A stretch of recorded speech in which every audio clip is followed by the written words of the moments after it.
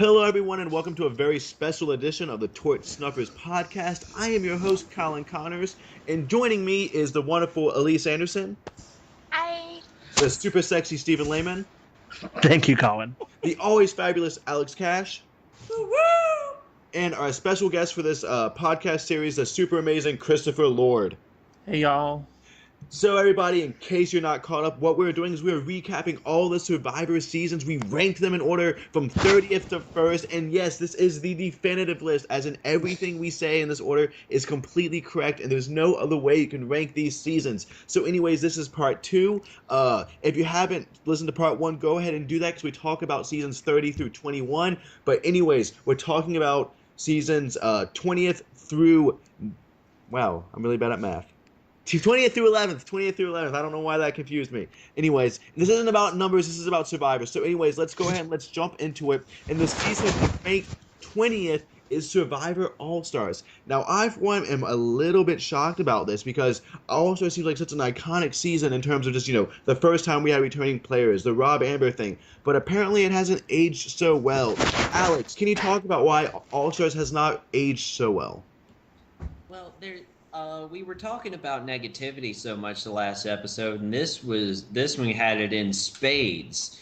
You have two people quitting, and both of them getting verbally shat upon by the others, especially Kathy. You have the fact that you have all of these iconic characters who are getting treatments different than what we were previously given of them, which was, kind of a disappointment when big characters went out early and people who were heroic started showing their nasty sides. And then by the time everybody got to Final Tribal Council, everybody just kind of hated each other, and you got the sense that it just was not much fun. Okay. And Christopher, how much of this kind of hatred throughout the season do you think was an ego problem? Because it seemed to me that every single one of them, because they were huge celebrities back then, and they all thought they deserved to win. Do you think that played a part in why this season didn't age too well? I kind of agree that maybe some people, as far as like Lex and Rob Mariano, had that sort of celebrity, and Tina and Colby. But there are some people that didn't have that celebrity who kind of wasted a lot of time on our screens, like Alicia and Amber and Jenna. Like what were they doing there is my big question. And why weren't other people given the opportunity from some of these seasons? I feel like, because I've heard things like Nalia confirmed that she wanted to come back, but why was she passed over? There's so many like what ifs from this season, and a lot of people are confused and upset, I think, and that plays into it as well, because people just have this sort of idea of Survivor All-Stars. I don't think they sit there and believe that like Alicia and like those type of people would be All-Stars. So you think casting also played a part in why this season was kind of a cluster mess? Because I've heard people say that they should have waited until season 10 to do All-Stars, and I kind of agree with that. I agree with that too. Okay. So, Steven, what are your thoughts on All-Stars and why it didn't rank as high? Because it does seem a little odd that, the first time we had returning players that this, we ranked it 20th. Well, I think a lot of, for me, especially for me personally, the whole premise of Survivor, because I like returning players every once in a while, but when your whole premise of the show initially is dropping 16 total strangers, and you're deviating from that by putting 18 people that know each other and all that, and not only that, but they've played together, and there's just drama, and a lot of it is so personal and just it's so stenched with this nasty negativity. Like, if you rewatch episode 6, the Sue Hawk quit, that is some of the lowest stuff Survivor has gone through, in my opinion. There's people who basically said, "Sue, get over it," that Richard Hatch rubbed his you-know-what on you. Like, it was just a whole host of factors, I think, that combined into possibly the most toxic mix possible. And just a toxic season. I think what you're saying is true, but I mean, like, when you get to heroes versus villains, it's almost like a different feeling, though, with the returning players. And I think part of it is because they're not as celebrity status. Right. I think that because you have to remember, the Borneo finale was watched by 50 million people. Jesus. So that's like freaking huge. Like I don't know like that's big. And like the Australia premiere had like 40 million people. Like there's a lot of people that really tuned into those first few seasons. So like those, I'd say the contestants from season 1 or 2 really had that celebrity. Yeah. But like it was just a lot of egos and a lot of drama and a lot of negativity that again piled up into one of the worst mixes you could possibly have. And I agree, and I especially think that's why. I remember when I first saw All Stars, I mean, I liked it, but I didn't love it. And now looking back on it, I can totally see. Because honestly, it feels kind of almost like worlds apart in terms of just its negativity. At least your thoughts on it, because I don't know if any of us have a good defense for it. Well, yeah, I think, well, my biggest thing is I thought it was a good idea. I liked that they were trying things with All Stars because no one really knew what to expect. It was like the first big All Star season. But I think they didn't end up with what they wanted.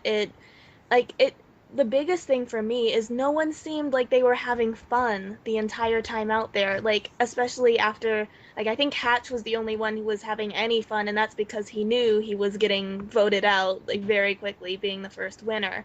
But it was just, Oh, like, and we real saw... quick aside though, if you want to listen to Hatch's talk about his All-Star game, when I interviewed him not too long ago, okay, it was a couple years ago, we did focus only on his All-Star game, and he does have some great perspective in that. So be sure to listen to that. Anyways, Elise, continue. Yeah.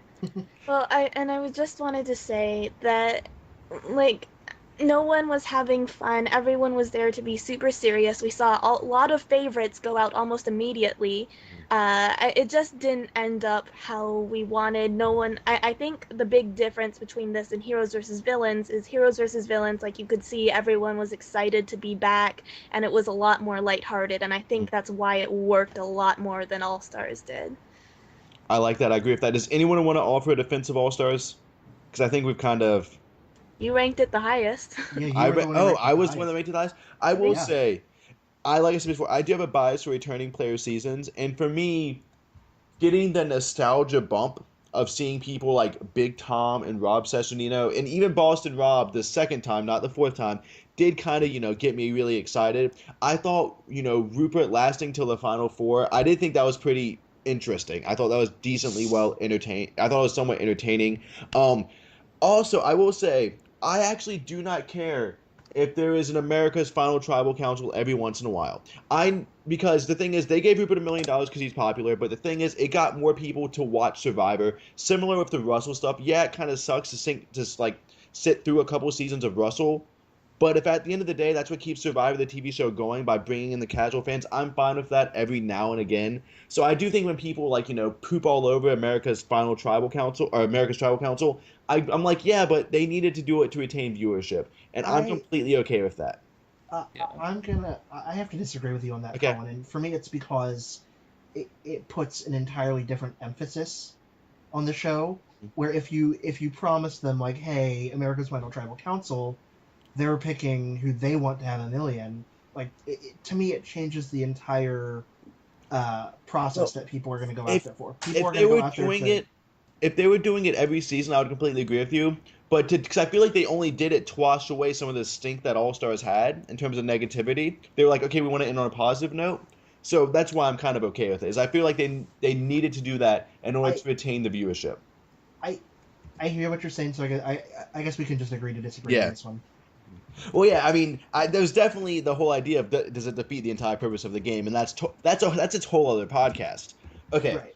So next up is the wonderful Survivor Palau in 19th place. I love Palau. Okay, so Steven, did you rank Palau the highest? I believe you did. I believe I think I did. Okay, so you're gonna be on the defensive. Alex, what did you not like about Palau? Basically, the thing that struck me the most about Palau when watching it, it really suffers on a rewatch because once you know, I agree.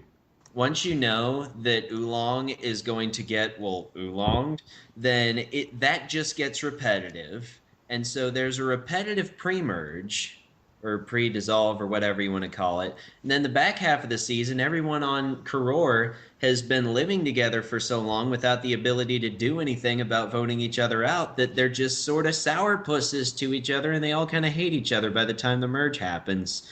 So, you have an unfun first half and an unfun second half. That seems fair. And I guess something I want to highlight real quick it's coming out just how much negativity within the season plays to making the season proceed badly. Elise, did you want to say something? Yeah, I just wanted to say that when it comes to Palau, like you said on rewatch, I think part of the excitement of watching it the first time is like, wow, can Tom Westman come like play this perfect game and make it all to the end and win?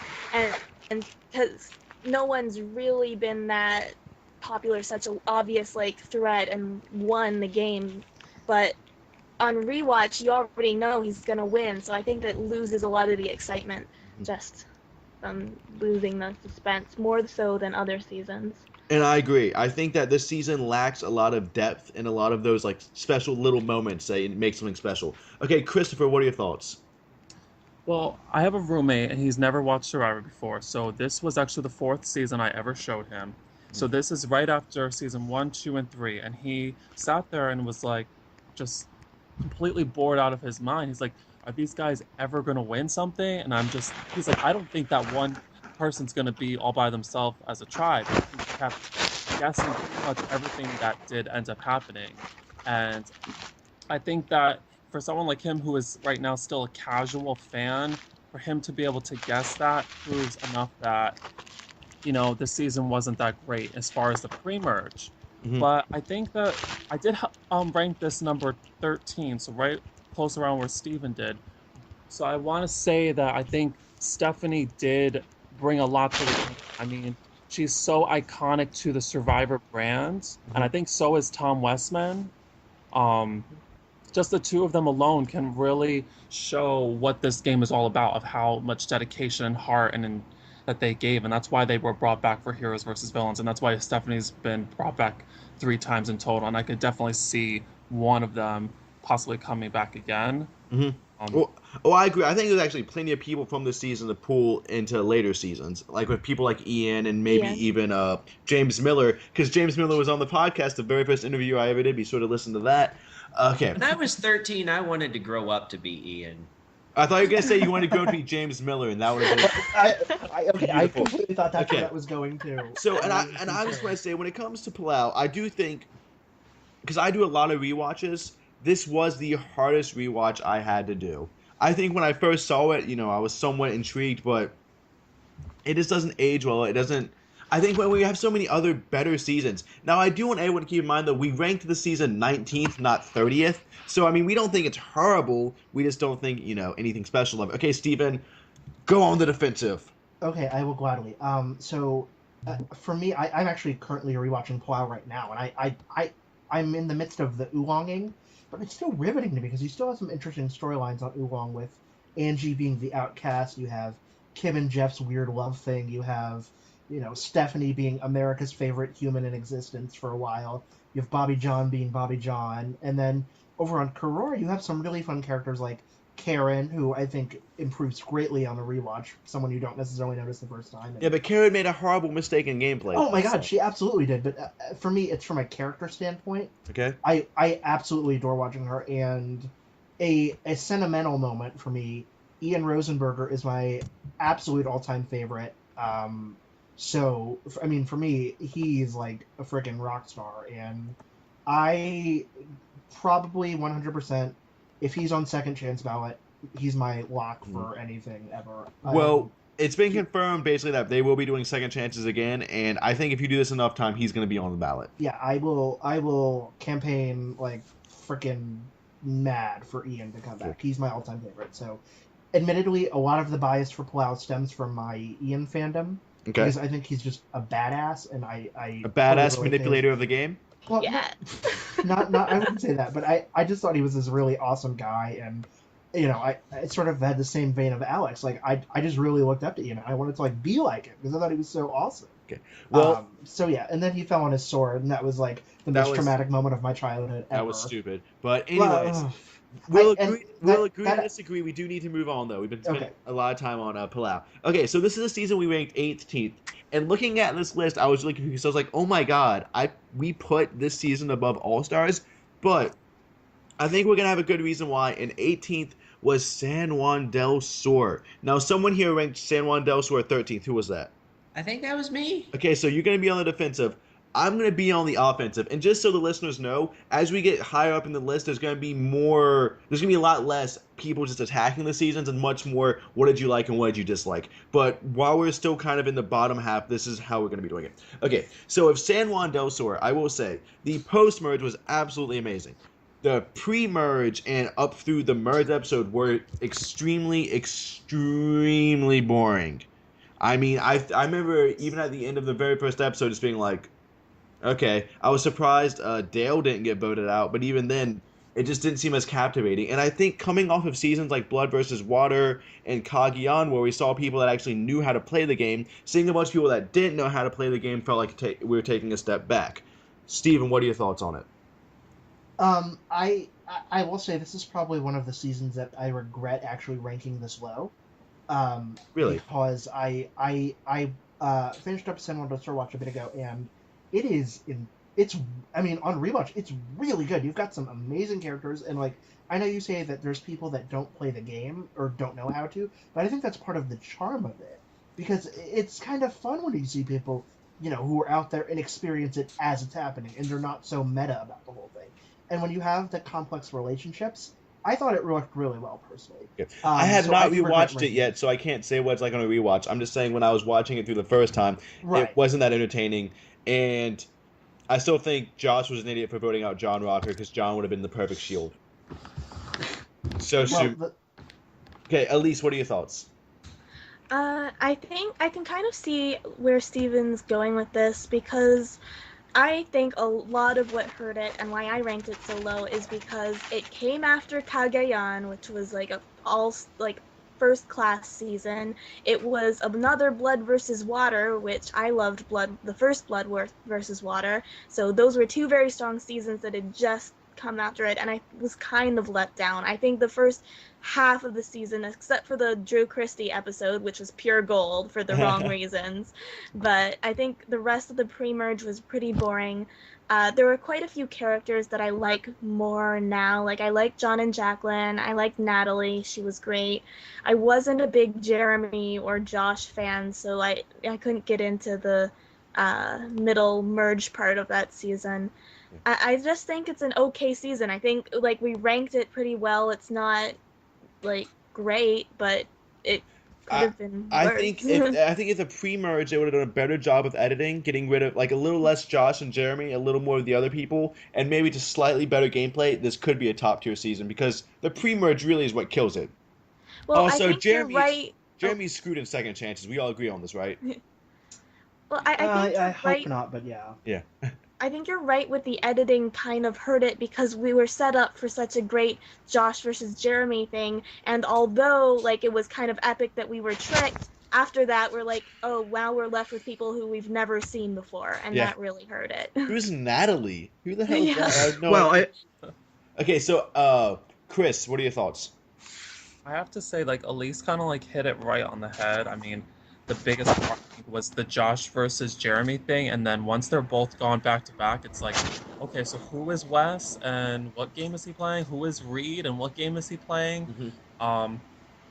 It was just, I would say for most fans, if they were just watching this for the first time, or any person, they wouldn't really sit there and say it's like a exciting season. I think there was a lot of unexplained things, like Jeremy getting voted off, and nobody kind of saw that coming, and it was very confusing for the regular fans.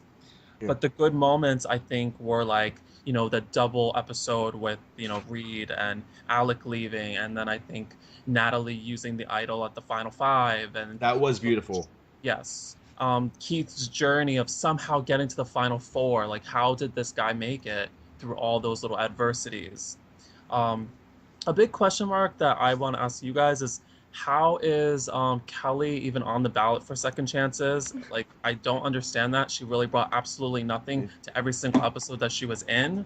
So I'm very confused with that she's a representative to come back from this season. I'm going to take the host reins, and I'll give my spiel, then I'll throw it over to Alex, and then Alex can also do his defense. So Kelly brings a couple things. The first one is she is a cute girl. And Survivor, like, that's a quota, they always have to have cute girls. But also, I figured I almost put Kelly in the same category as Max Dawson when it comes to the second chance ballot, in that I do believe that production saw a lot of them, and they gave a lot of good confessionals, and they had a lot of good strategy. We just never got a chance to see it. For instance, Kelly talked about how she was trying to get rid of John because she realized that John was going to be a threat. How she was going to use Drew later on in the game as a shield, and it just didn't. We just didn't get a chance to see it because the edit didn't warrant it. Anyways, Alex, explain Kelly, and then go into the defensive. Okay. Right. The other thing I was going to mention about Kelly was that her fate was to get voted out on post swap Coyopa, and besides Kelly and Dale, like the top 6 or so was almost all post swap Coyopa for some reason. Even with the amount of flipping back and forth that made the post merge so great, that somehow ended up happening. So naturally, she just had to sort of take a backwards roll if they were going to set up the other people for the rest of the season. Yeah. As far as pre-merge versus merge, I am more willing to forgive a lackluster pre-merge than a lackluster merge. Just because the merge is where the real shit happens. Like if we're being set up for that. And if it's slow, but then it delivers, then I like it better. So you had that going on. I felt like we got to, like on rewatch, you do see that Natalie was there from the very beginning. And you get sort of more of the effect of, because I think they were trying to transfer Jeremy's edit onto her. Okay. Well, I will say, fact. I don't think anybody here is saying Natalie did not play a fantastic game, because she did. Right. I'm just saying that they did a better job of showing it than was apparent on the first run when we didn't know she was going to win. So there's that. Two minor or I'm not sure how minor they are. Two gripes about the season. Real quick, throw out the gripes. Are Exile Island, at best, sort of a waste of time. This season, a total waste of time. I agree. And also, too many challenges where they just stood there and did endurance. Like, endurance challenges should be spaced out. It was like half endurance. Like, they just kept finding new ways to stand there. And that's a fair assessment. Okay, guys, we are burning up a lot of time. But the family aspect and all, and all the great merge stuff that we've discussed, I just like it. Anyways, we're starting to move up that list a little bit. Let's get to 17th place. Now, once again, I'm a little shocked that this one is this low. And for 17th, it is Blood versus Water, the first one. Okay, so someone ranked this season 22nd. Who was that? I believe that was me. Okay, so you're going to be on the defensive of Blood versus... I'm sorry, offense. You're going to be on the offensive. Who ranked at 11th? Was that me? That was me. Okay, that was you, 11th. Okay, because that's... You ranked at 12. Yeah, I would put it around 11th or 12th. I mean, this season saw a kind of almost return to greatness from the lackluster seasons that were before... Well, return to greatness from Caramon. Caramon was supposed to be amazing, and it was crap. Everyone thought this season would be crap, and it was amazing. And maybe that's why we're all biased towards it, and I would love for Steven to kind of go into that when he does his defensive, where we just biased towards it because Caramon was such shit, and this season was so good, and we had such low expectations. But we did see a purple rock being drawn. I will say that I think Blood vs. Water, up until Cagayan, was the most Survivor-literate cast we had ever had, because every single person playing had either played before or lived with someone who had played before. So I feel like there was the most Survivor knowledge ever, and I feel like that definitely took place in it, and that's why we got to see such amazing moves by Caleb, rest in peace, and other great details. But Alex, what are your thoughts on this season? I ranked it sort of low, and to me it's kind of the inverse of the other Blood versus Water season, in that the pre-merge was great and it had a lot of moves, but the merge just sort of dragged for me because I saw King Aris's blindside coming 2 episodes in advance. Mm-hmm. The helicopter shot did not fool me. So I take, and just so everyone knows, Alex is taking that as a jab to me, because I was going, oh, Alex, he has the helicopter shot, so he wins, even though I knew Tyson made it to the end because that was spoiled. Anyways, go ahead, Alex. So you have that alliance gets voted out, and then Sierra. She's a good character, but she made like a couple of dumb moves, which I don't really fault her for, given that it was her first time and she was going up against vets. Mhm. But at the same time, her too little too late efforts were entertaining, but at the same time it was too little too late. Mhm. And I still think they should have gotten rid of Redemption Island at the merge.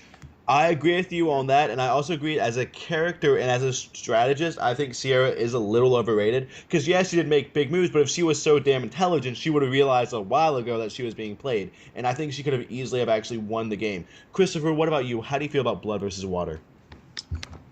I love this season. I mean, it wasn't the best season, obviously, because no one ranked it even in their top 10. Mhm. But I think for super fans, it was kind of like fresh air coming after Karamoan, because that was such a letdown for a lot of us. I would say for the casuals, however, this was a very, very, very confusing season because they had to deal with idols and they had to deal with trying to get to know whose loved one is who, and then they have to figure out the fact that there's like a Redemption Island and then their partner might be able to switch with someone. So there was a lot of aspects that could have happened. So the super fans, I think, were excited for that part, but for a casual fan, they might have been a little bit confused and it might not have come off the way that the producers may have wanted it to. But I do believe it was exciting as far as seeing the return of Jervis, seeing the return of Aris, seeing the brother rivalry between Aris and Vetus, seeing Sierra vote out her mother. That episode was hugely emotional for a lot of people. The only thing that was confusing also was why did they bring back Kat? Why did they bring back Monica? Why did they bring back? Well, come on, you know why I think I know exactly yeah. why Kat and We Monica came we back. all know why Kat and Monica came back. It's just it is kind of I agree with you. That's a little shenanigans that they brought them back. And I honestly, as much as a Survivor fan that I am, I still don't know how I feel about bringing people that were voted out pre-merge back for a somewhat all-star season. I think if you want to have pre-merge people on a second chance ballot, that's fine. But then again, I'm also against having people like Joe on a second chance ballot because we all know Joe's going to come back as an all-star. I don't know. I think there should be a better, clearer line between the two because to me there is. That's very true. Yeah. Okay. So, Elise. Mhm.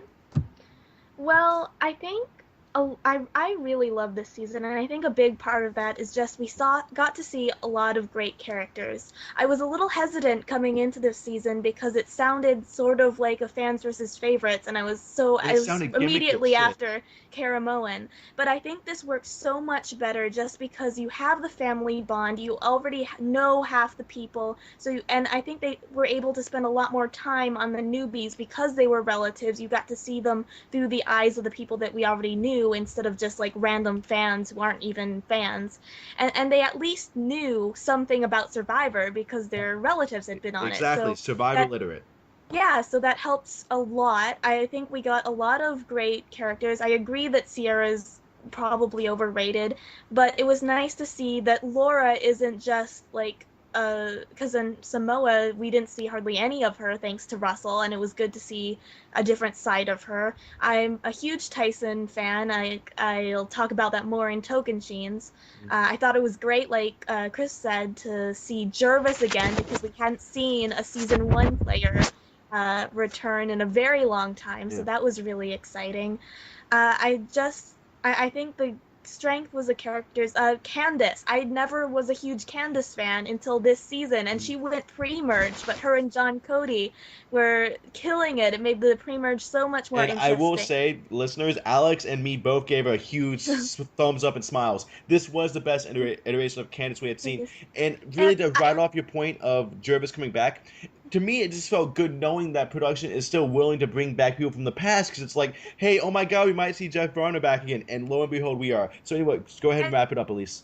And even, I think I said this previously, I was not a fan of Redemption Island, but I think at least pre-merge, it really worked well here. We got a lot of drama, a lot of interesting strategy, and the family aspect just threw a big wrench into it, which made it so much better of a twist. So if it can make even Redemption Island look good, I was really impressed. And that is a great point. Now, Steven, I am asking you to go on the offensive of the season, but I want you to keep it kind of succinct if you can. Okay, go.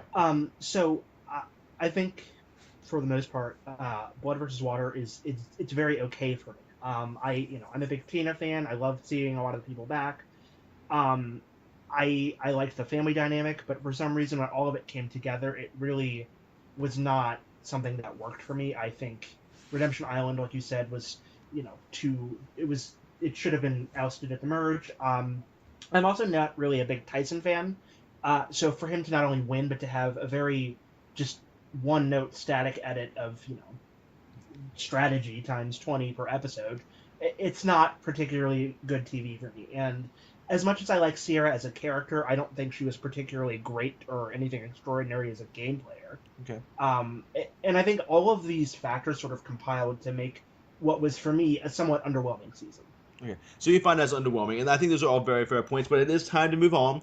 So let's move on to the season we ranked 16th, which is Guatemala. Now, Guatemala is one of those seasons that I think super fans definitely feel like is completely underrated, and I will say the fact that we haven't seen Judd back, the fact that we haven't seen Rafe back, the fact that we haven't seen Lydia back is really, really, really heartbreaking.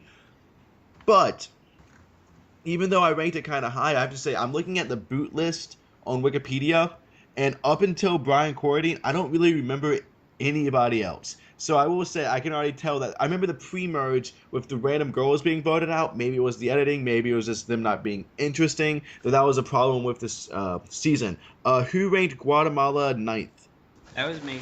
That was you. Okay, so you're going to be the one mainly defending. So Christopher, let's talk about Guatemala a little bit. What worked and what didn't work? Well, I ranked it 21st. Okay. So I ranked it the lowest of everybody. I would say what worked was there was a lot of like all-star type of characters. There are still people that talk about Amy to this day, like I want Amy back. Like, and that's someone that got 11th place. I mean, that's pretty impressive, I would say. A lot of people want, Judd back. People want Cindy back. People want Cindy to play with her twin sister Mindy. There's just so many different little aspects as far as like casts that people want to come back. But then the part that I would say didn't work was, like you said, you don't get to know Jim, you don't get to know Morgan, you don't get to know Brianna, you don't get to know all these people. You don't even get to know Lydia, who makes it all the way to the Final Four. That's also, true. As far as like confessionals go, I think this was the lowest amount of confessionals for per person, I would say. You don't really get to hear them talk a lot of strategy. Even Danny, the winner, admitted that she held a lot back from the producers because she was afraid that it might hurt her in the game. And if you look at the amount of confessionals she had, you don't get to know her until probably middle of the merge. And I think a season where you don't even get to know the winner until that late in the game is kind of lackluster. And I think this kind of goes on to a bigger, what people could say, flaw of the season, which, because Danny was afraid they would use against her because they wanted Stephanie to win. And this was the first time they brought back Stephanie and Bobby John, and while it was nowhere near as bad as a Russell or Coates situation, it still has a little bit of hints of that with like, oh, look at these big celebrities. Elise, what are your thoughts?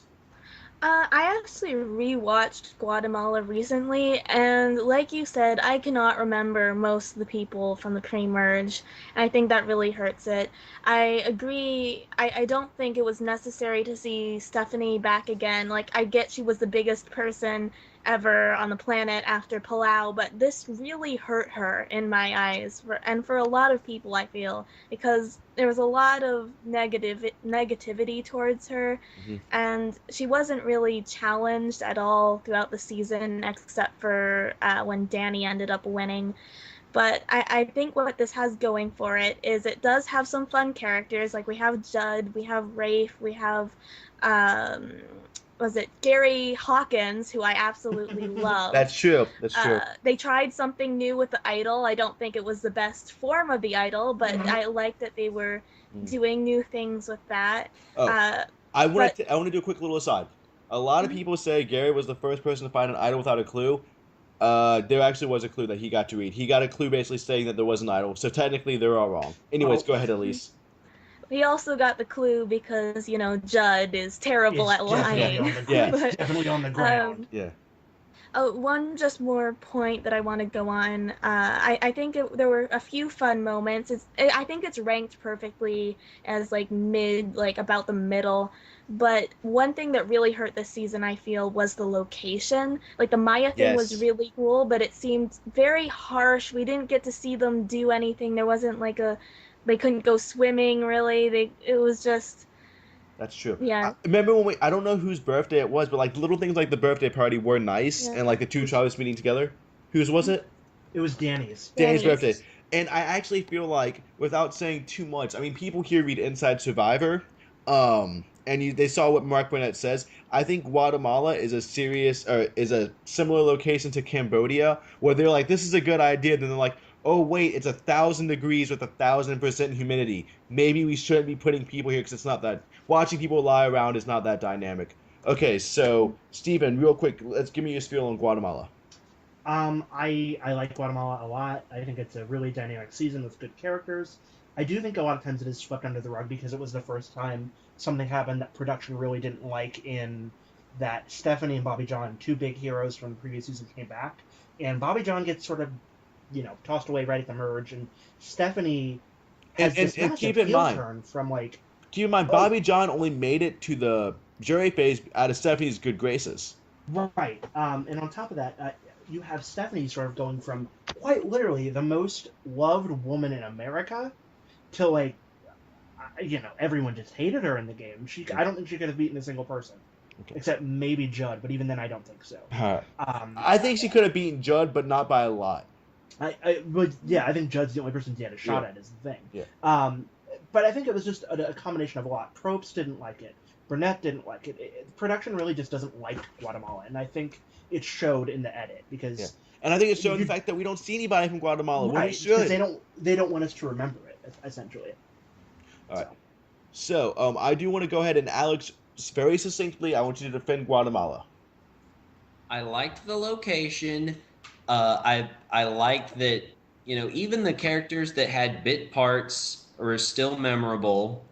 11 Mile Hike, it may have been hell to do, but it was, certainly something that a lot of people remember, even if they don't remember anything from the rest of the season. You have the first person who brought a goat to the end and then got beat by them. Yeah. And which, prefigures Russell. And I did I mention I like the location? Yes. Right, yeah. It's just. I want to say real It's quick, it just seems unique, like you're having a hard and time. You're having a it's hard time unique, right and now. I liked it, even the nastiness I liked.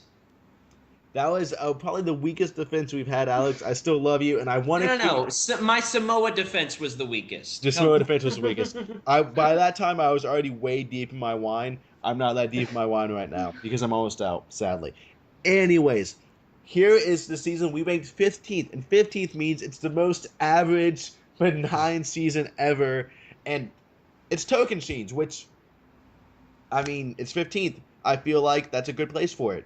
It had a lot of entertaining moments. It had a lot of boring moments. It had a moment in which Coach got everyone together and said, hey, we need to vote out JT or we're screwed. And that's something I can relate to in real life because I feel like I'm always that coach character being like, everybody, we need to stick together or we're going to lose. Did you have your ass eaten by pygmies in the Amazon? No, not like that. I'm just saying that speech is coach-like. Nothing else about me is coach-like. I am a dragon slayer, but not like that. And but it was kind of boring. Like the Joe storyline, Joe being medically evac, that's kind of boring. I'm looking at the list of the pre-merge boots, and I kind of remember them. They don't stick out too much. Like I remember Sandy. I don't really remember Jerry. I remember he was kind of sick, and that always kind of sucks. Elise, what are your thoughts on Tocantins? I absolutely love Tocantins. Okay, so you're the one that ranked the 7th. Yes, I think Okay. I'm a little bit biased because Tocantins was the very first Survivor season I watched, so it has a little bit of the nostalgia factor So you're to it. biased. But I think I really love Tocantins, even though we probably saw, like, sort of like the Tom, where we saw it coming from a mile away that JT was gonna win. But I think it's the characters that really drive through Tocantins as being really great. There's so many little moments. Coach obviously is one of my favorite players of all time. I named my screen name after him. Mhm. I love Tyson's just so despicable, like just so over the top despicable. I loved Steven and JT's relationship. Steven and Taj, we had the Exile Alliance, even though that didn't really go anywhere. I loved Sierra. I loved Debbie. There's just so many great characters and so many little moments, like the Exile Island episode where Coach just wanders around and like dies. Was just pure gold. I think. So that was more of like a saying why it's great. Who ranked it 19th? Can I have one more point? Yeah, go ahead, make one last point. Okay, my one last point is I can see why people don't rank it high because it wasn't too strategic of a season, but I think I loved it because it was such an entertaining season, and that's where I really think it shines. And I feel like that's fair, but I feel like that kind of ranking shouldn't put it in the top 10. It should put it kind of close to where it is right now. Okay, so who ranked it 19th? Who was that? Do we know? Was that you, Christopher? Nobody. That was you, actually. That was me that ranked it 19th. Yeah. Okay, perfect. Christopher, I want to jump to you, and I want you to talk about some of the stuff you didn't necessarily like about this season. I'm big about character development. I probably said this over and over again, but you don't know Spencer barely at all. You don't get to know Sydney barely at all. You don't get to know Jerry. You don't really get to know Candace. You don't really get to know Joe. And those are all the pre-merge people. So you sit there and you think, for this pre-merge, like, okay, so you really just get to know Coach and JT and Taj and Steven, and it's all bloated edits of all these type of characters, and then you get the minor little flashes of these other minor people who get voted out one by one, and you're just like, okay, well, now it makes sense. You know who's going to go far based on this edit. So for the super fans, I think it was kind of obvious, but I think the casuals love it because they eat the Coach soup. They love Coach. Okay. They love JT. And right now, Elise's face is lighting up like a casual. And Elise also loves Joe, so maybe she's the casual. Maybe. Okay, so go ahead. I was a casual when I watched this. All right, Christopher, continue. But there were like some like cringy moments. I think like, Aaron being happy that Jerry was sick, and I kind of agreed in Coach in that moment. Like that's kind of screwed up that she felt that way. Sandy getting eliminated like first was kind of like cool, but kind of cringy. She was just a cringy person. A lot of the cast didn't really like her. Really wasn't a fan of her. But on the good side, I just want to point out that I think Jalapao is one of the most likable tribes. Taj, Stephen, and JT are just some of the most likable people, and just to see them go from being almost depleted and then making all of them to the Final Four is pretty impressive and pretty exciting to watch. And those are fair points. Alex, what are your thoughts? My thoughts are that my thoughts are that the the Exile Alliance thing being built up for like half of the pre-merge simply because that's what was happening on Exile Island, and Exile Island is once again mostly a waste of time. And then it immediately gets flushed down the drain as soon as the green buffs are pulled out.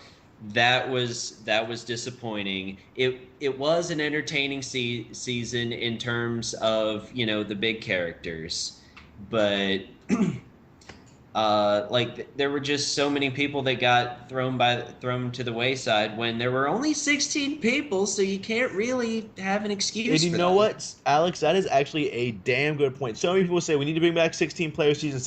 This was the last 16-player season, and it wasn't horrible, but it was 15th out of 30.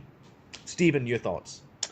Well, for me, if you had asked me to rank Tocantins, right after it aired, I'd probably put it top 5, because, I loved Stephen Fishback, I loved Taj, I loved JT, Aaron, I mean, I loved everyone in that cast, but upon rewatch... It's a great cast. It's a fantastic cast, but upon rewatch, you sort of realize that some of the dropped storylines, like the Exile Alliance, the fact that when you were on Exile, you had the option to mutiny to the other tribe. I mean, there was just a lot of stuff that I felt like was sort of touched on that never really got the depth I thought it deserved. So we all And agree Tocantins has had way too many drop storylines. That seems to be a common consensus of us. yeah, and then just one quick Yeah, go ahead. thing at the end. I like I said, I'm not huge on Tyson. I've learned to come to appreciate Coach, but at the time I could not stand him. But I love him now. Taj probably is one of the most underrated people ever, and And she needs to be brought back. Well, I think she's turned it down, but I hope someday she changes her mind. So. All right. So with all that being said, let's move on to this season. We ranked 14th, which now that I'm looking at this list, I'm like, wow, this season's 14th, but I can kind of see it. A season with a lot of big characters and a season with the biggest, second biggest second chance snub.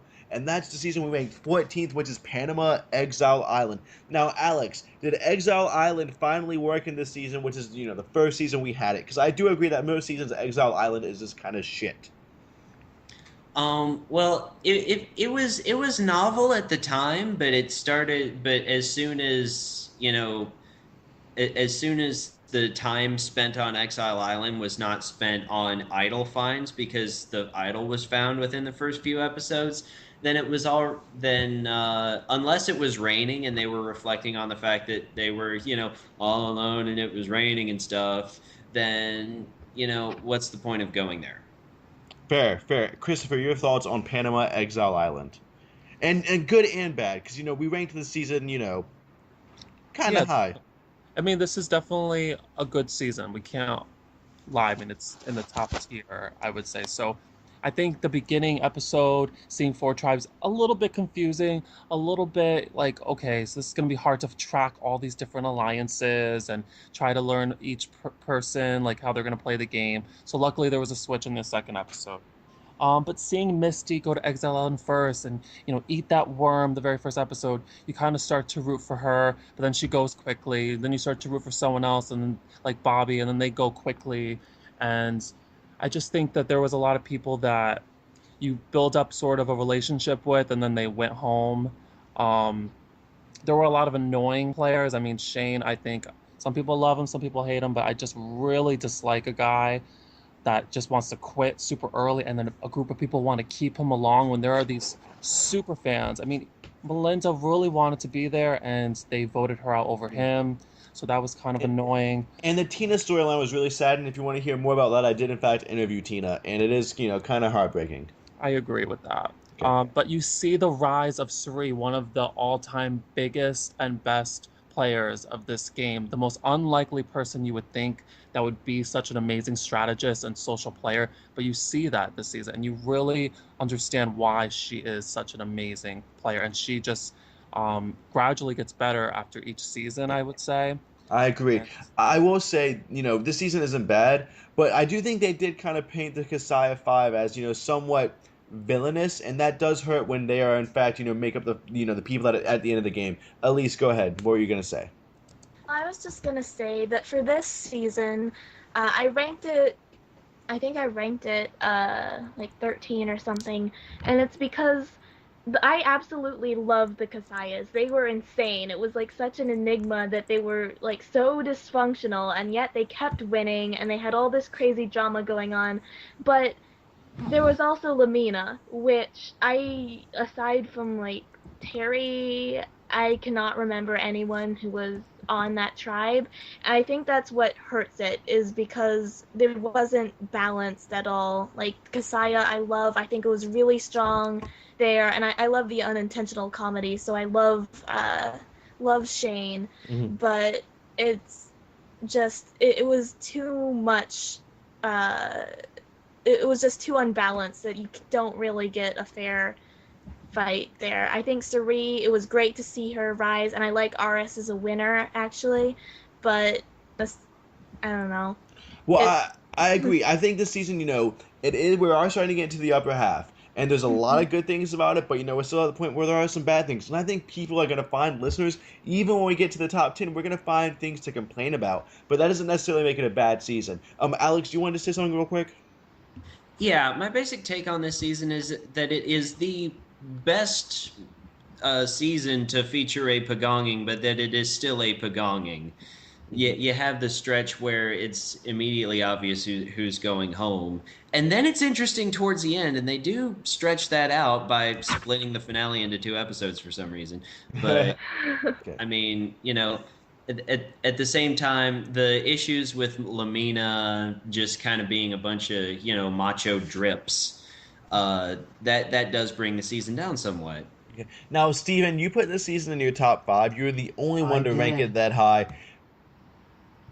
Okay, I could understand the season being ranked slightly higher than where I put it, but top 5, I want a I great will. defense, and I want it to be succinct, and I want you to start right now, my good sir. Okay, so first of all, Surrey Fields. I mean, one of the most incredible story arcs, I'd say, for all of Survivor ever. You have this woman who is, a nurse and is a couch potato, and she admits in the first episode she's scared of leaves because stuff is under them. And you see her morph into this, like, I guess from a caterpillar to a butterfly, if we're going into an analogy. I mean, she starts out as a scared little caterpillar, and by the end, she becomes one of America's most favorite players ever. And um, for me, seeing the Kasaya dynamic is just so incredible because, when you first watch Panama, you're not supposed to root for Kasaya. And, for me, I cared about Sri and Ars initially, but there's just so many great characters. Exile Island is so novel. Even though Lamina's kind of boring, you have Terry, who, I personally not crazy about as a guy, but I think he's an incredible character. You have the likable people like Sally and Austin, even if they're not as developed. It's really just a really well-rounded cast, and I love Panama, and I think it deserves the high placement I gave it because it's it's crazy even with a pagonging. And I think that's part of the greatness of it is that you have Kasaya who hate each other so much. Like, they're going to kill. Like, Shane literally threatens to kill Courtney. And I love it. I love it. I'm going to keep it there. I think that was an okay defense. To me, it didn't justify it being ranked so high. And now for the 13th ranked season, we do have the wonderful Vanuatu. And just keep in mind, I do want to talk more about what worked with the season, what didn't work, because obviously we ranked it 13th. That means it's better than like 50% of the other seasons in Survivor history, but it still had some flaws. So, Alex, what worked with Vanuatu and what didn't work? I mean, technically, on both sides, the pre-merge was, one alliance takes out another for the most part, but the merge, you have Chris power gaming his way to the end. You have Amy, who is, the Uber Ice Queen. That like, I love her as a character. You have I just love the location, the whole Islands of Fire gimmick really, it did something for me. And the gender season, I think it was probably the best by far of the three men versus women seasons. And I think there was just a lot going for it, I do character agree. wise and game wise. Now, something I want to throw at Steven. We ranked this season really high, and part of it's because Chris's immunity win. However, we just had Survivor Worlds apart, and Mike had an immunity win, and it was boring, and we ranked it in the bottom 10. What are some of the differences between the two seasons? Well- And why is this one so much better? I think for one, Chris actually only won 3 immunities, if I have it right.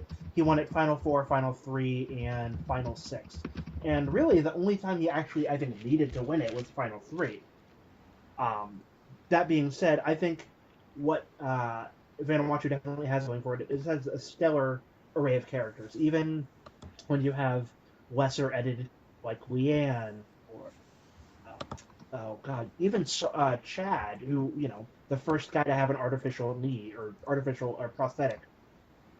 You still have a really great cast of characters, and special shout out to Scout because she's a 50-something-year-old Earth hippie, like old lady who has absolutely no business making it past like the first tribal council, let alone to the final 3. I mean, Scout mind fucked everyone in that game, And that's true.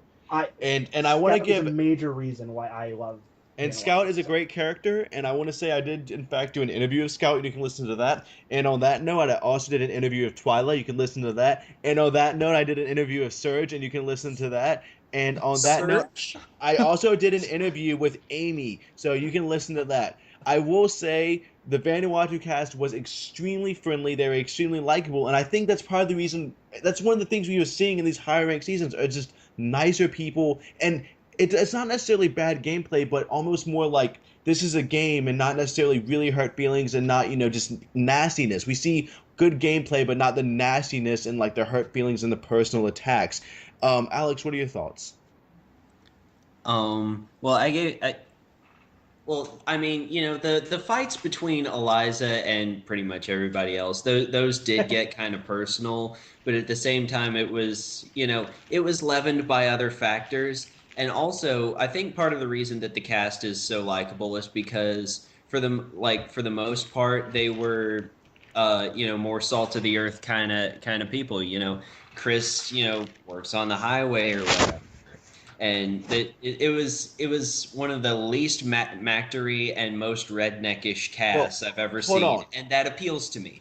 I think part of that too is maybe having the younger, douchier guys getting, cut off before the merge might have helped that a little bit. Because I'm not saying all the younger guys are douchey on Survivor, but I think in this season we could all see Brooke and John and Brady becoming a little douchey, and we just never saw that in fruition. Okay, so Elise, what are your thoughts? Vanuatu, I think you guys talk, mainly my points is just how much fun everyone seemed to be having. This is definitely a more lighthearted season. I think it was exciting because, like, we got to see Chris go against the odds and make it all the way to the end and win. It was also fun because we got to see female alliances, which are pretty rare in Survivor. I don't think there are that many, if, like, only a couple, notably like in Micronesia. But I don't know, I liked it. I think it's less exciting, a little bit less exciting on rewatch just because I know Chris is gonna win. But it's a fine season. It was fun to watch. I enjoyed watching it. I just don't think it's a top 10. And that's fair, and that's kind of where we put it. Now, before we put Christopher, who ranked this season kind of low, on the offensive and attack this season, does anyone else want to speak up this season's praises a little bit? Because I will say, so much of it's entertaining. The stuff with Twyla was super entertaining. I feel like she's not been giving enough love. The final Tribal Council performances by Twyla and Chris were both actually really, really good, especially on the rewatch. Anyone real quick before we let Christopher just stab the season in the heart? Just one last soapbox. Justice for Rory. Where the hell is Rory? He needs to come back now. Okay, I agree. I agree. Agreed. Now, Christopher, tell us why we're wrong. Okay. So, I guess I ranked it so low just because I didn't like a lot of the people. I know that Alex really liked the hillbilly people, but maybe because I'm from Northeast, I hate that mentality. I hate that vibe, and there was just so much of it. It overpowered the season. It kind of was almost uncomfortable, some of the people. I guess the other part was both tribes had a majority alliance, right? So basically they picked off people from their tribe, and it was very obvious who was going to go. It was going to be a young guy every time, and it was going to be a young girl every time. So I knew pretty much until that switch, it was pretty boring. I mean, you don't really see any blind sides. You don't really see a lot of big moves or changes. I guess the Dolly thing was kind of interesting, but at the end of the day, it didn't really work out too well, I feel like. But then when you get to the merge... why is it so low, though? Because, I mean, yeah, the pre-merge was bad, but come on, that merge was amazing. Okay, but then you get to the merge. There's 6 people working together against 4 guys. Boom, boom, boom. 3 episodes in a row. We're bored. There's nothing going on. There's no switches. There's no moves. Okay, the final 7th episode was absolutely amazing. I'll give you guys all that. But then, boom, boom, again, those 2 people leave, Amy and Julie. So it's another, like, quote unquote, like, little pagonging going on. Basically, majority alliance is just picking off certain people. So for 2 episodes through 3 different parts of the season, we have obvious vote offs, and it wasn't really that exciting for that part. And you did mention something about there wasn't negativity, but I think Amy is one of the most negative people who have ever played the game. I mean, she was very rude to Lisa. She was very rude to a lot of people, and that's why, you know, a lot of people didn't like her, I think, in her season. That's why I think she was more of a villainous character in her season. Maybe you guys love her because you interviewed her, but I wasn't drinking that Kool-Aid. I will say this, especially in the interview when she talks about the difference between her Micronesia gameplay and Vanuatu gameplay, she does come off really nice, but she was a little bit of a villain, but hell, that's why she was asked back for fans versus favorites, or asked back to fans versus favorites. Anyways, I do think it is time for us to move to the season. We ranked 12th. We are, oh my god, guys, we are getting close to the final 10. It seems like, just yesterday we were talking about the 30th season, when in fact it actually was yesterday night. So, the 12th season we ranked was Survivor Gabon. Now, this season, what I find interesting is I'm looking at who ranked it what, and we all seem to put it around 14th, 15th, 16th. According to Skype, someone ranked it music sign. I'm not sure what that means. I think that's a good 8. Yeah, I believe that's 8. Music sign is 8. Okay, you ruined my joke, but I do like to know what it is. So we have 2 people that ranked it music sign. So I'm going to go ahead and say my piece about Gabon and get it out of the way, because honestly my voice does get kind of annoying after a little bit. So I do find Gabon to be extremely, extremely interesting in that this is one of those seasons that the saying, it's the exception that make the rules implies. This was a season where everything just went batshit cray-cray. Tons of tribe swaps even when they were not necessary, and they seemed a little production induced, but it seems as if production just said screw it, why not. We got some great characters with Bob, we got great characters with Ken and Crystal Cox. We also had Ace, who was great pre-merge, but then I'm also looking at this list of post-merge people, and everyone says, people like Jackie were great characters, but we didn't see much of, and same thing with Kelly. I don't remember Kelly. Why are Kellys always so invisible? Anyway, Steven, go ahead. Let's talk about Survivor Gabon. I don't think Steven's here. Sorry, I am. I'm sorry. Okay. My apologies. Gabon, I really like Gabon, and I think Colin, a lot of the reasons you Did you rank it brought music up- sign? I don't think I did, but but just because of that, that doesn't mean that doesn't mean I dislike it. I think Gabon is, like you said, it's an absolute batshit season. I mean, I don't know if there's any other season where you look at that final 3, and you can say, how in the hell did those 3 not become the first 3 voted out? Like, Bob, Susie, and Shoker, I like all 3 of them. I think they're all great characters. But, like, this is like some alternate universe level stuff going on. That was your final 3. I mean, just this entire But isn't season, that a testament to what a great game Survivor is, and how amazing that's it why is I that love we've had the this many season. seasons to where someone like Bob can actually win? Yeah, I think that's an absolute incredible testament. And I think for me, another great reason is that Gabon, even though they had been in Kenya back in season 3, this was an entirely different part of Africa. It was lush, it was green, it was gorgeous. I mean, everything about Gabon, I think, worked. I think the only reason I didn't rank it higher is because I liked other seasons more. Mm-hmm. So And that seems spelled. And here's the thing. 12th out of 30, especially when it comes to seasons of Survivor, is not bad at all. So, Christopher, what worked with Gabon and what didn't work in your eyes? Okay. Well, I ranked this the music sign. Yeah, music sign. Yes. I really do love this season. I love the location. I'm a big fan of the continent of Africa. Just there's so many beautiful wildlife creatures just roaming around. Seeing, Maddie's little reaction about the elephant was really awesome. I think what didn't work, I'll start with that first. Maybe there was a lot of negativity with like Corinne and Randy and Crystal and GC, and there was a couple boring people here and there, but other than that, every aspect of it was great because the pre-merge, you had a lot of boring people leave, like Paloma and Kelly, but then you had even like big characters like Ace and Dan and GC, and even Jillian, I think, was big. They all left too, and you're just like, whoa, I did not expect that. And even Marcus in some way. I do want to interject real quick. I did, in fact, interview Jillian multitude of times, and she always has great things to say, and she's the one that's doing Reality Rally, which is a great charity. So, I mean, Survivor Gabon impacted the Survivor community in a lot of different ways. I also want to say this. I'm actually not a big Corinne fan. She seemed like, to me, like everyone liked her because she always said mean things, and I'm really glad she got her ass handed to her in Survivor Caramon. Because it's like, I watched, and I believe I even said this in the pregame, I'm like, saying mean things about people is not a Survivor strategy, and that showed itself in Survivor Caramon. So, anyways, continue, Christopher. I agree with that, by the way. Mhm.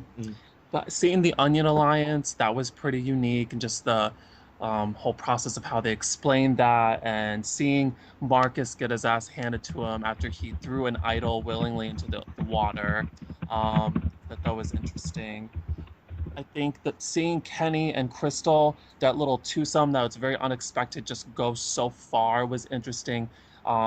Having a character like Susie, I mean, who would ever see Susie getting second place? It's just, Susie almost won. yeah, she almost won. Susie, I mean, Sugar almost won as well. I mean, she found an idol. She's one of the first females to like have a successful idol. Is she the first? Because I think she might be the actual first. I think Amanda. Oh, that's true. You're right. Amanda and Micronesia did in fact beat up. Anyways, any other points you want to make, Christopher? That's it. All right. So, Elise, what are your thoughts on the season? What worked and what didn't work? I really like Gabon because I think there are a lot of great characters, as you guys said. I like the Africa location. It was fun, and they're not afraid of being mauled by tigers or lions this season, so that was more exciting. I think, though, it does lose steam at the end just because after the Randy blindside was amazing, you see the fake idol, but then I thought that was a little too mean personally, but anyways, continue. Yeah, and I think that does hurt it because they were setting up Sugar to be a good guy, but that was like really kind of iffy, villainous of her. Anyway, I think towards the end, I'm happy that Bob won, but I don't think it was the strongest winner ever. I think the final three was kind of lackluster. So I think it was a good season, but the ending was just kind of okay. Wasn't my favorite. And that's a very fair assessment. Alex, do you have anything that kind of echoes what we've been saying, or what are your opinions on this season? All right, two things. Like, I have to concur with the location that, just like the things with like the slingshot golf and stuff like that. Like, people loved it, like back in Australia when they used the environment, like they used jumping off a waterfall as part of a challenge, and this was the closest that they've come to that since then. So that was unique. There's there's the fact that the producer, manipulation, whatever you want to call it, with multiple tribe swaps and stuff like that, produced something fun to watch instead of just like what the hell. So I'm all for like tribe swap every episode, motherfucker. So there's that. And I think the thing that pushed it into the top 10 for me and separated it from Nicaragua, which is like a kindred spirit of the season, is that so you have the two sides, the Fongs and the Kotas, and they have the bad blood, but it's not like either of them is really a good side. You see why the people on one side like each other and why they dislike the other people on the other side. You get to see the fact that Bob is a really nice guy, but that he also has a mean and pissy side. And like there's the interpersonal complexity really shows through, and it makes it stand out memorably. I agree with all that. So, are you ready to move on to the next season? Everyone feel satisfied? Yeah. Yes. All right. So let's move on to this season. We ranked 11th place, also hailing from Africa, the one and only Survivor Africa, the third season of this show. I'm actually a little surprised that we ranked at 11th. Because to me, a season with such big characters as Big Tom and Lex and such a great winner in Ethan, it just seems like it would be a little bit higher. But honestly, I think it's just one of those things where after so many seasons of Survivor, even better seasons are being placed down, which is just a testament to how good this show is. Alex, I want to just talk with you real quick about Africa. What did you like and what did you not like? So, Alex, let's talk about the season we ranked 11th, which is Survivor Africa. What worked, what didn't work? Well, the location was unique. The characters, there were a lot of good characters, memorable, and for how okay, so the Samburu Young Alliance were much more convincing villains to me than Jerry ever was in Outback, and people like Teresa and Kim Johnson were They were the older female type done right, Yep. and And I will say this. It is so sad we're not seeing T-Bird survive second chances, and I really do feel like she was right on the cusp, which is why, when Kelly Wentworth got her spot in Survivor Second Chances, she was like at the very end and like the middle of a seat, because I feel like it was that close. Anyways, continue.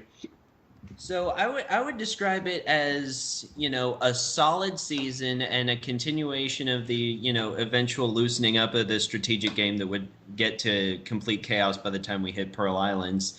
And it just has that old school charm that I really like. And I agree. I agree. To me, this is almost like Borneo has that, this is the first season stuff, and Australia Outback has it refined. But to me, like, Africa has the perfect amount of old season charm and strategy, which is why it came so close to being in our top 10. Steven, I know you love Africa. Let's talk about it a little bit. Yeah, so I regrettably linked this 16th, but Africa was my very, very first season. I was a cute little doting 7-year-old. So Africa to me was just super cool because, you're in Africa and you had elephants and lions and just there was the nostalgia of the location itself, but you also had some really incredible characters. So you have arguably the series' first universally loved winner in Ethan, who I will vouch for was probably my all-time favorite for the longest time. There was an event at my school one year, as a little sidebar anecdote, where you could be someone like any celebrity, and I was like, give me a soccer ball, I want to be Ethan from Survivor. He's like ultimate. Yeah, And you got all the girls from that, right? That's an experience. I wish I could say so, but unfortunately not. It's okay. My Survivor love hasn't helped me either, sadly.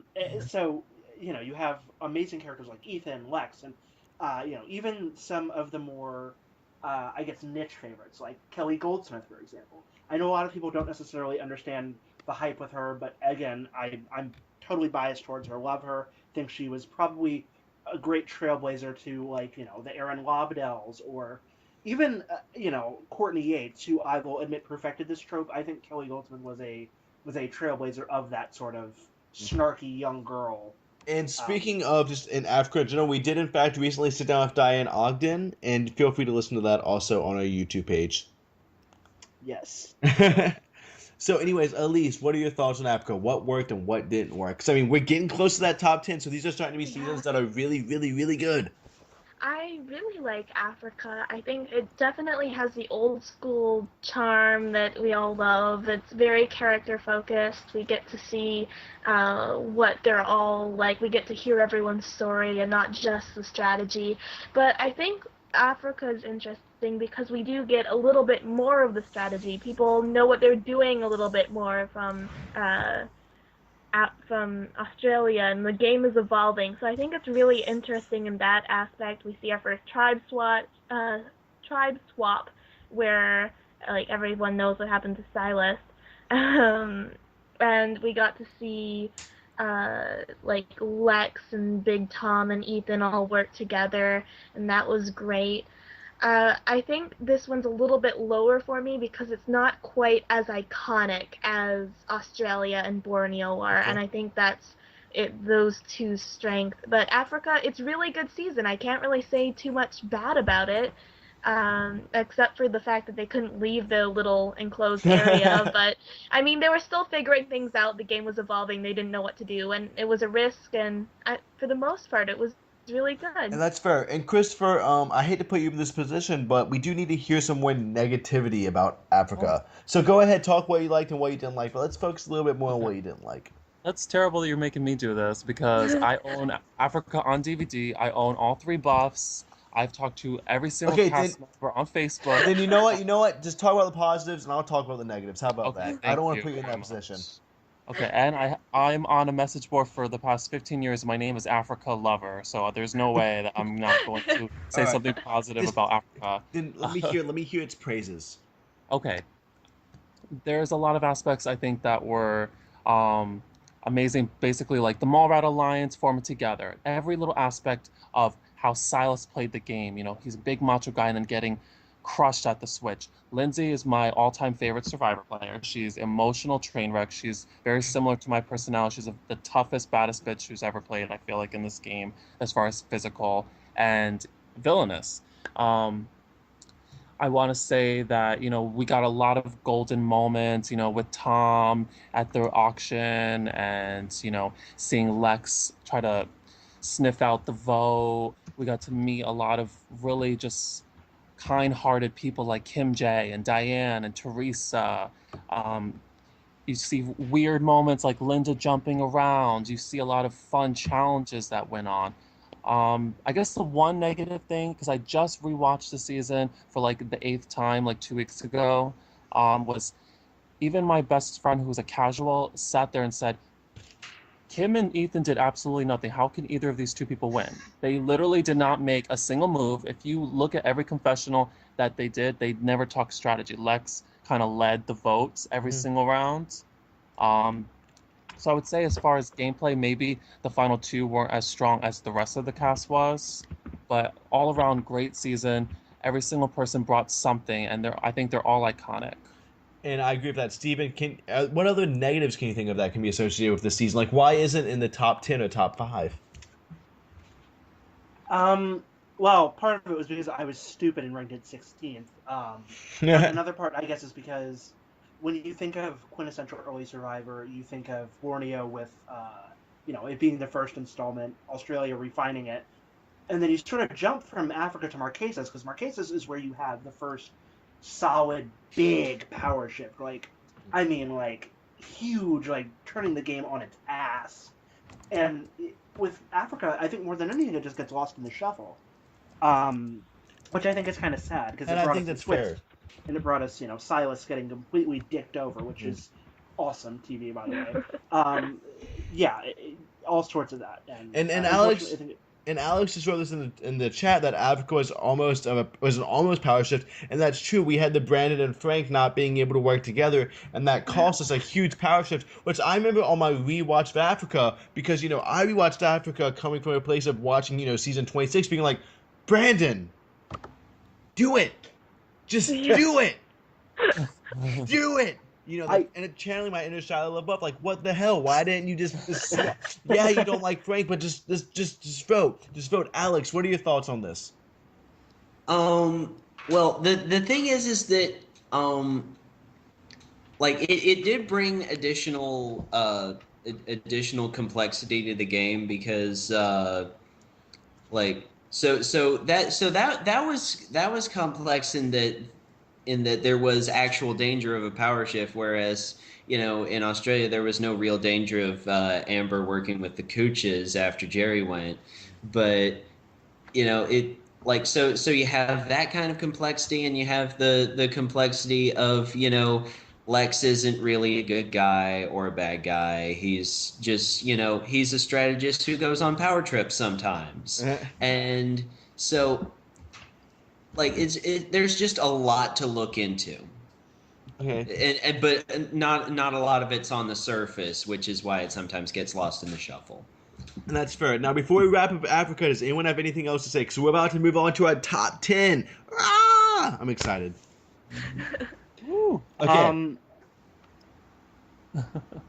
I'm just really excited. We're finally leaving behind all the bad seasons. We're finally leaving behind. We're getting to the top 10. Seasons. All right, so I will see all of you guys back for our top 10 podcast. Yay! Woo!